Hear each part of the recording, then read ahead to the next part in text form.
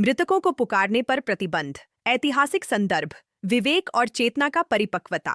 मृतकों को पुकारने पर प्रतिबंध, जो विभिन्न धार्मिक परंपराओं में मौजूद है, एक ऐतिहासिक संदर्भ में उत्पन्न हुआ जो अज्ञात के भय और आध्यात्मिक घटनाओं को समझने के लिए मानदंडों की अनुपस्थिति से चिह्नित है।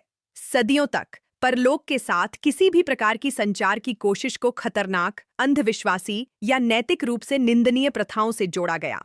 आत्मविज्ञान इस प्रतिबंध का विश्लेषण तर्क, ऐतिहासिक संदर्भ और मानव ज्ञान की प्रगति के प्रकाश में करता है। प्राचीन काल में मृतकों का आवाहन अक्सर रहस्यमय अनुष्ठानों, भौतिक हितों, भावनात्मक हेरफेर और जनविश्वास के शोषण से जुड़ा होता था। नैतिक मानदंडों के बिना किसी विधि के और चेतना की प्रकृति की समझ के ये प्रथाएं भ्रम, भय और दुरुपयोग उत्पन्न करती थीं। इसलिए प्रतिबंध का प्रारंभिक उद्देश्य निवारक और शैक्षिक था, जिसका लक्ष्य समाज को असंतुलित प्रथाओं से बचाना था। आधुनिक गहन मनोविज्ञान इस देखभाल को समझने में मदद करता है। कमजोर भावनात्मक स्थितियां, तीव्र शोक और कठोर विश्वास व्यक्ति को अत्यधिक सुझाव देने योग्य बना सकते हैं। ऐसे हालात में बिना तर्क संगत मार्गदर्शन के प्रथाएं भ्रांतियों, भावनात्मक निर्भरताओं और मनोवैज्ञानिक पीड़ा को बढ़ावा दे सकती हैं। प्रतिबंध एक सामूहिक अपरिपक्वता के चरण में एक बाहरी सीमा के रूप में कार्य करता था।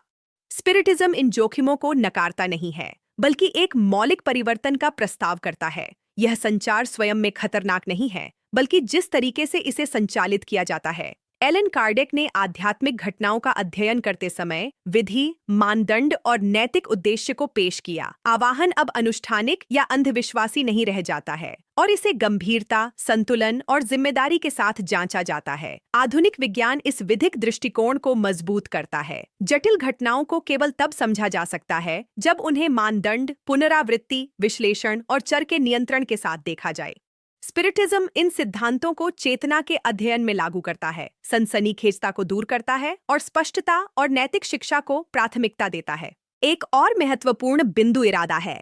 आत्मा विज्ञान सिखाता है कि जिज्ञासा, भौतिक हित या शो के इच्छाओं से प्रेरित आह्वान समान रूप से असंतुलित आत्माओं को आकर्षित करने की प्रवृत्ति रखते हैं, जबकि सम्मान, नैतिक उन्नति और स्पष्टता की सच्ची इच्छा पर आधारित दृष्टिकोण अधिक सुरक्षित और शैक्षिक परिस्थितियां बनाते हैं। इसलिए पूर्ण निषेध का कोई अर्थ नहीं रह जाता, क्योंकि मानवता परिपक्व होती है। जैसे अन्य ज्ञान के क्षेत्रों को पहले डर के कारण प्रतिबंधित किया गया था, आत्मिक वास्तविकता के साथ संपर्क अब जिम्मेदारी, विवेक और आंतरिक तैयारी की मांग करता है। प्रगति घटना के इनकार से नहीं, बल्कि इसके नियमों की समझ से होती है। आत्मा विज्ञान अंधाधुंध आह्वान को प्रोत्साहित नहीं करता, लेकिन इसे कट्टरता से भी नहीं निंदा करता। यह विवेक, अध्ययन और उच्च उद्देश्य की दिशा में मार्गदर्शन करता है। सच्ची सुरक्षा अंधे निषेध में नहीं, बल्कि चेतना के स्पष्टता में है।